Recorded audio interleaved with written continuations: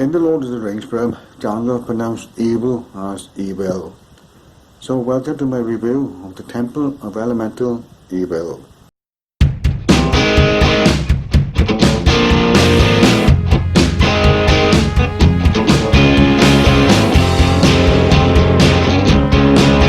Good day everybody, I'm hoping everything's fine with you and you're looking out for yourself.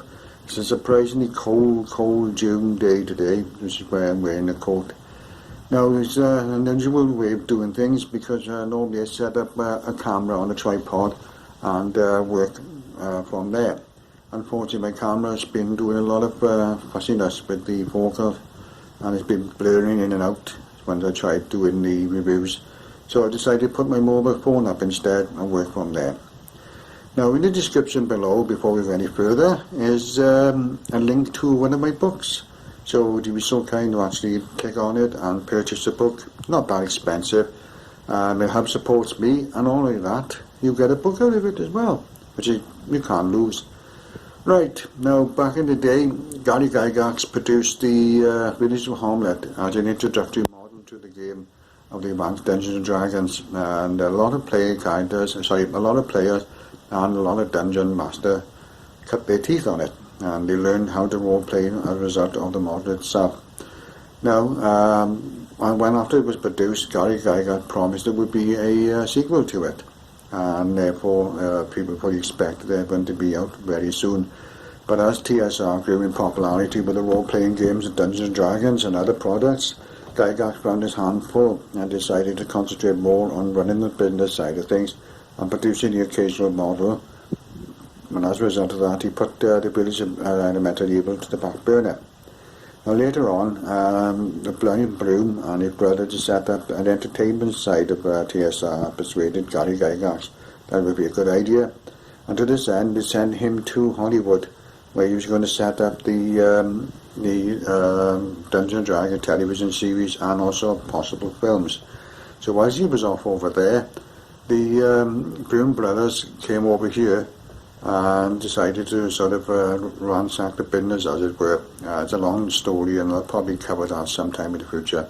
Anyway, Gygax found then that the Brooms were trying to sell the business off to anybody who would be willing to buy it. So he rushed back and discovered that the Brooms had caused 1.5 million to 1.8 million debt. So he had to do something about that. And one of the things he decided to do was rush out products, get them into the market so they can get the money back.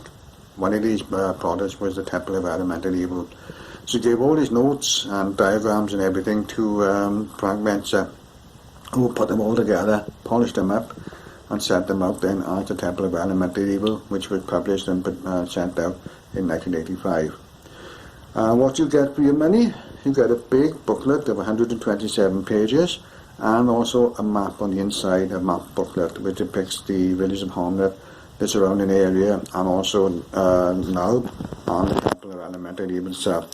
Excuse me, I'm just holding up this phone to make it very easier because the hands are got arthritis, so my shoulders and all that care about.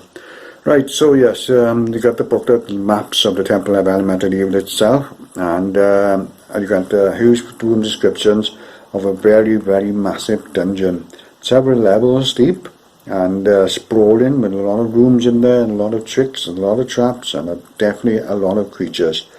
In the actual descriptions, the creatures have formed factions who are vying for control of the temple itself, and it's up to the playing characters which faction they want to join in and sort of work one off against the other, a bit like Clint Eastwood in his Fistful of Dollars movies, where he played one family off against the other. The playing characters can do that.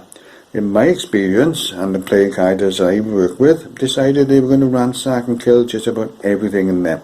Justification for them was, it's a temple of evil, or evil as they say, so therefore everything was fair game to them. They didn't bother with negotiating or role playing, they just slaughtered as much as they could and tried to get away with as much treasure as they could.